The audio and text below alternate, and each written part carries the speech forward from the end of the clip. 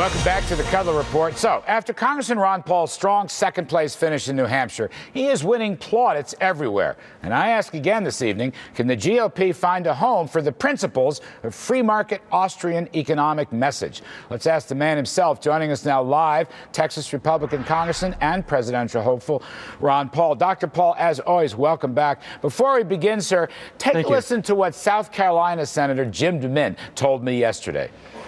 Okay. Probably Ron Paul's the only one willing to say we really need to cut the budget and we need to cut some of the functions of the federal government. The Republicans must recognize that Ron Paul's message of limited government, individual liberty, more accountability at the Federal Reserve, better monetary policy, these are things that need to be core principles in the Republican Party. All right. Congressman Paul, you heard the influential Senator Jim DeMint, influential in South Carolina and across the country.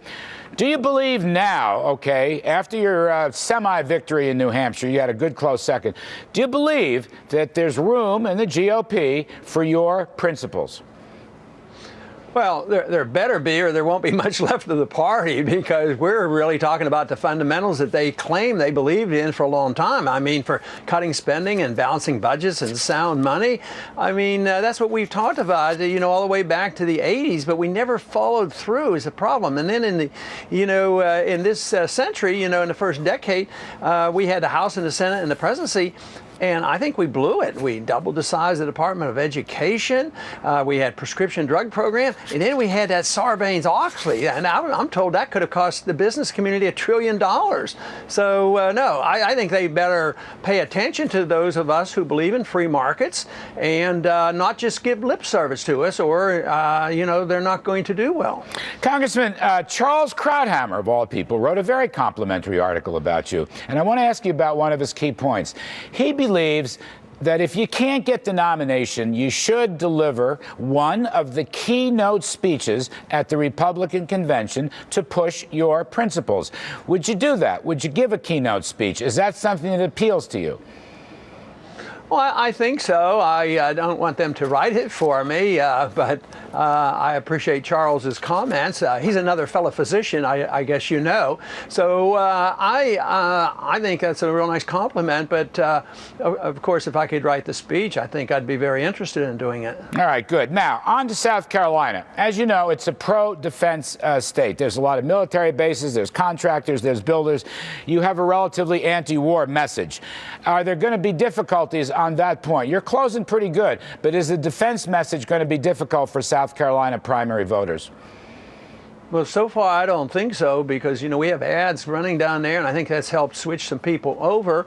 And I think most people are aware of the fact that I get twice as much money from active military personnel than all the other Republican candidates put together. So I'm getting a lot of support from the military, and I always got a lot of support from veterans. So I think it's a fallacy to think that everybody in the military automatically wants to expand war. I remember the 60s I was in, that's the last thing I wanted LBJ to do in 1965 was to expand the war in Vietnam and go over into Cambodia. That concerned me to a great deal. So I think that's a normal reaction, but I think people go into the military to defend the country, and they're willing to do it. But if it's fighting a war that isn't declared or under a UN banner or NATO, and you get bogged down for 10 years and it contributes to our financial crisis, people can get pretty tired of that. And I think the American people are real tired of our foreign policy in the Middle East right now. You have copiously avoided attacking Mitt Romney and the Bain Capital flack about private equity companies. Obviously, Gingrich and Perry have. Why have you avoided attacking Mitt Romney? What point, what principle do you want to make on this? Well, of course, I'm willing to attack him on some of the policies that he's had before and we disagree on, and I've done that and used the word flip-flopping on many occasions, but not attacking him on Baines. They've asked me about it, and I said explicitly that that's part of the market. That's the way the market works. Restructuring is a market principle, and those who are jumping on him, either they don't understand economics, or if they do understand economics, they're demagoguing the issue for trying to make a political point. So in that sense, it came out, it looked like I was, defending Mitt. And in that case, I was, because it's very important that you cleanse a system. If a company's going bankrupt and you don't have restructuring, everybody suffers. But if you can get some restructuring, and you can create jobs. I don't know the details of everything he did, and I don't want to vouch for that. But the whole principle that they were attacking him on, I think it was false. Besides, they misquoted him anyway. All he said was, that, well, if a company doesn't provide a service for me, I should change companies. Well, if you don't understand, that's important. That's what a businessman would do. Let me ask you a Fed question I can't resist. The minutes of the Fed's meeting 5 years ago, they unlocked these minutes with a 5-year time lag. It shows in the transcript, sir, that Bernanke and company completely missed the financial and housing meltdown. In fact, in 2006, where these minutes come from, Bernanke said, "It is unlikely to see growth derailed by the housing market." Now, the Federal Reserve System has hundreds of PhD economists. How is it possible that they completely missed the worst meltdown since the 1930s? Because they follow the wrong ideas on economics, and they don't look at the business cycle being related to what they're doing at the Fed. Otherwise, they would have to indict themselves. So, and he was following through with Greenspan. He was doing the same thing, and they were in total denial. But you know that if you go back and look at some of the Austrian economists and the Hayekians and Misesians, they explained this. They were right about it. The only thing that we don't claim is that we know the exact day the bubble will burst. But we can identify bubbles. We know where they come from. And when they burst, you have to have a correction, and then you have to have unemployment.